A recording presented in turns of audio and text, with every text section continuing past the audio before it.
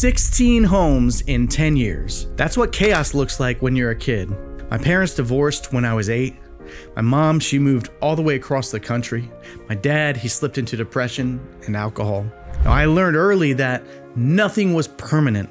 Nothing was safe. And if I wanted to survive, I had to become someone that people couldn't abandon. That survival strategy followed me into adulthood and built my entire career. But what saves you as a child can also destroy you as a leader, both at work and at home. Chaos creates high achievers, but it also creates addicts. When your childhood is unpredictable, you learn to control what you can. Now for me, that was performance, grades, achievements, making people proud. That became my drug of choice. Every A+ was proof that I mattered. Every accomplishment was evidence that I was worth keeping. But here's what nobody tells you. The same survival strategies that get you out of chaos will keep you trapped in performance addiction as an adult. Your childhood trauma may be running your business and you don't even know it. I thought I was driven by ambition, but I was actually driven by abandonment. Every late night, every yes when I meant to say no, every decision to work instead of rest, it all traced back to an 8-year-old boy who learned that love was conditional on performance. High achievers think they're motivated by success, but most of us are actually motivated by the fear of not being valued. The identity that saved you as a child is destroying you as an adult. I became the achiever because achievement felt like insurance against abandonment.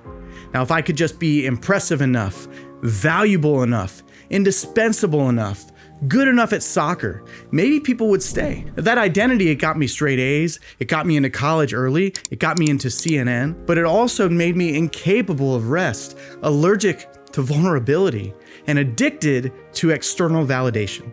What once protected me was now suffocating me.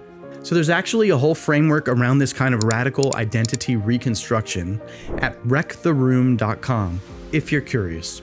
But anyway, what happened next, it showed me the real cost of living from childhood wounds. Most high achievers are just traumatized kids in expensive suits.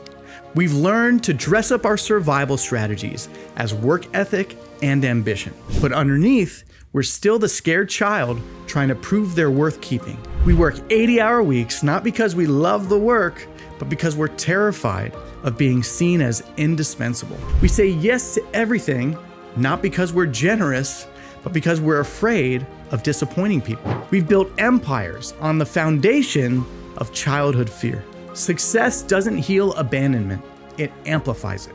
The more I achieved, the more I needed to achieve. Every win was a temporary relief from the fear that I wasn't enough. But success built on trauma is like a house built on sand. It looks impressive until the storm hits, and it always hits. See, mine came when my father died, and I'd realized that I'd spent my entire life trying to earn love from people who were never capable of giving it unconditionally. I spent decades running from my past, but it was always faster than me. Every boardroom, every meeting, every studio, every achievement, every success, my 8-year-old self was there, still trying to prove he was worth keeping or worth something. The moment that I stopped running and started facing and talking with that scared kid, everything changed. Not because the pain went away, but because I finally understood what was driving me. See, you can't heal what you don't acknowledge.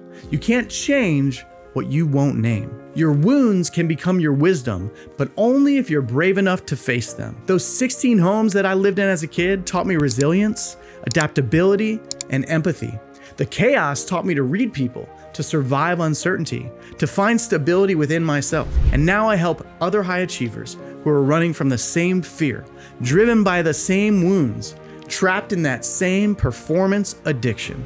Perform, achieve, and people will value you. See, your trauma doesn't have to define you, but it will control you until you face it. If you're successful but exhausted, if you're achieving but you're not fulfilled, and if you're leading but you still feel like that scared kid inside, you're not broken. You're just ready to stop running from your past and start building from your truth. The question isn't whether you can keep performing at this level. The question is, are you ready to heal the wounds that are driving your success so that you can finally enjoy it? Thanks for watching. I'll see you on the next one.